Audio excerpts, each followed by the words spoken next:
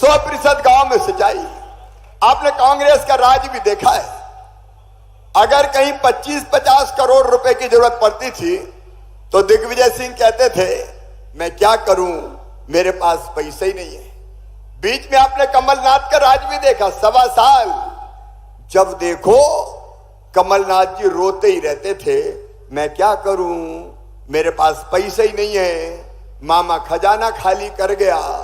अब आप बताओ, जो मुख्यमंत्री ये कहे कि मेरे पास पैसे ही नहीं है, खजाना खाली है, बताओ वो मुख्यमंत्री काम का था क्या?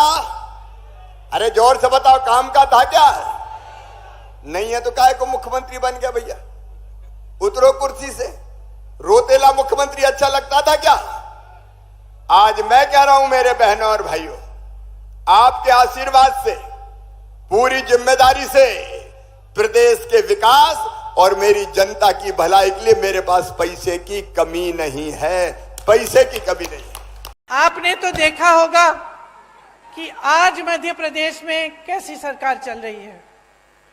मेरे ख्याल से 225 महीनों की सरकार है और 250 घोटाले हैं। 18 साल से सरकार चल रही है, 22,000 घोषणाएं की हैं। मंडला जबलपुर की जो सड़क है 10 साल से बन रही है, 10 साल से। पहले 4 लेन की बन रही थी, अब 2 लेन की बन रही है, लेकिन 10 सालों में बना नहीं पाए। वही मैं कह रही हूं, ढंग से नहीं बनी है। आप आ जाइए ना मंच पे।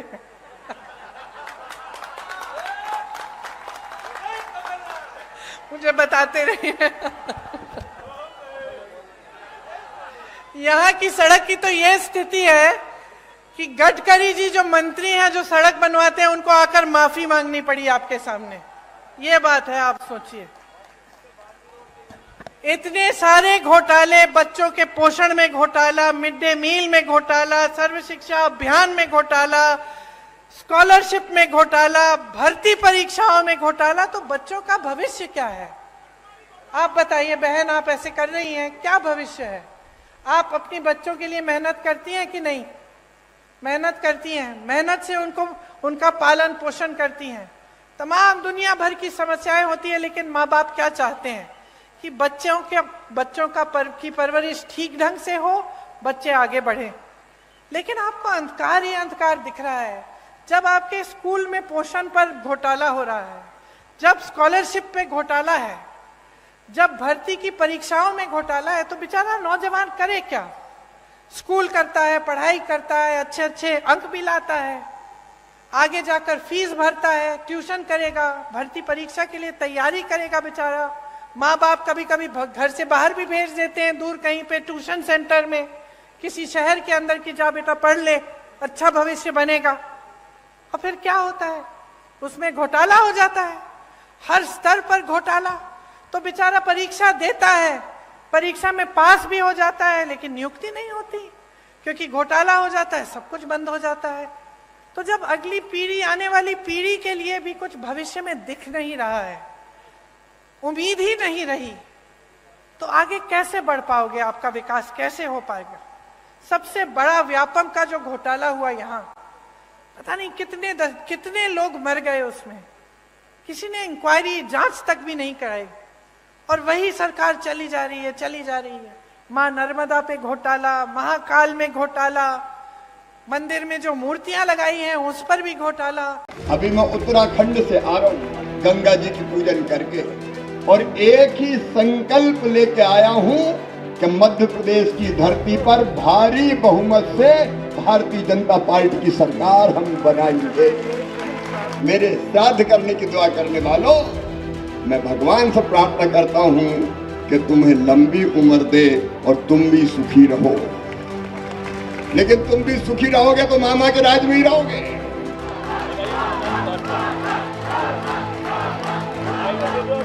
जिसने प्रदेश को तबाह और बर्बाद किया, जिन्हें भारत को घोटालों का देश बनाने का पाप किया था, तो कांग्रेस ने किया था। कितने घोटाले? कोयला घोटाला, 2G घोटाला, 3G घोटाला, 4G घोटाला, जीजाजी घोटाला, घोटालों के घोटाले जिनने, हमसे आंख मिला के बात करते हैं। कांग्रेस सरकार में जो ये पढ़ो और पढ़ाओ योजना है, इसके तहत कक्षा 1 से कक्षा 8 तक 500 रुपए हर महीने मिलेंगे।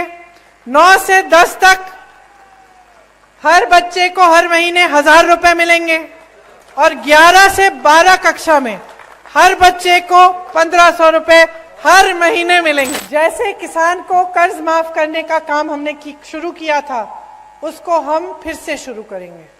तो किसानों का कर्ज माफ करेंगे।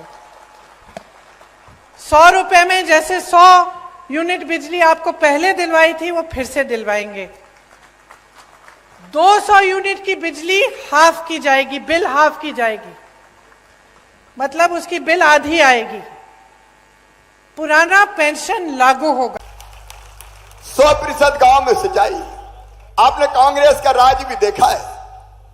अगर कहीं 25-50 करोड़ रुपए की जरूरत पड़ती थी तो दिग्विजय सिंह कहते थे मैं क्या करूं, मेरे पास पैसे ही नहीं है। बीच में आपने कमलनाथ का राज भी देखा, 1.25 साल।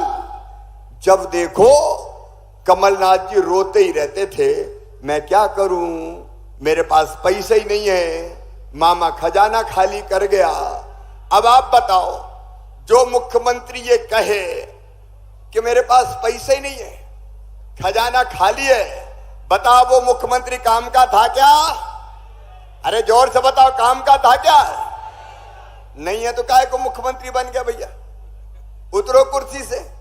रोतेला मुख्यमंत्री अच्छा लगता था क्या?